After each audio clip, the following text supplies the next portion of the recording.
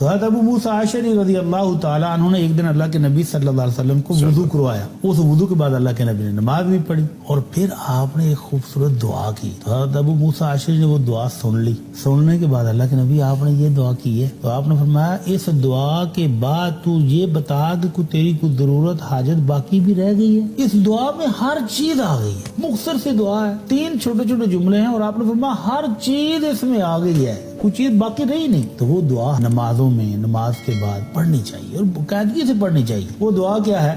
اللہم اغفر لی ذنبی ووسع لی فی داری وبارک لی فی رزقی. کہ اللہ میرے گناہ معاف کر دے. گناہ معاف ہو گئے تو آخرت بن گئی, جنت بن گئی. ووسع لی فی داری, اللہ میرے گھر میں وسعت پیدا کر دے, اللہ میرے گھر کو وسیع کر دے, بڑا کر دے, ہماری ضروریات کے لیے کشادہ ہو جائے, میرا گھر میں دل لگے, میں گھر میں بیٹھوں, میرا گھر ایسی نعمتوں سے بھرا ہو کہ میرا باہر جانے کو دل ہی نہ کرے. وبارک لی فی رزقی, اور میرے رزق میں برکت ڈال دے. تو اللہ کے نبی صلی اللہ علیہ وسلم فرمایا ان 3 دعاؤں کے بعد تو بندے کی کوئی ضرورت باقی رہ نہیں جاتی. نعمتوں سے بھرا ہوا, پرسکون پر امن گھر موجود ہو, کھانے کے لیے رزق ہو, صحت تندرستی موجود ہو, اور آخرت میں جنت مل جائے تو اور کیا رہ گیا. تو اس لیے اس دعا کو ہمیں اہتمام سے پڑھنا چاہیے. اللہم اغفر لی ذنبی ووسع لی فی داری وبارک لی فی رزقی.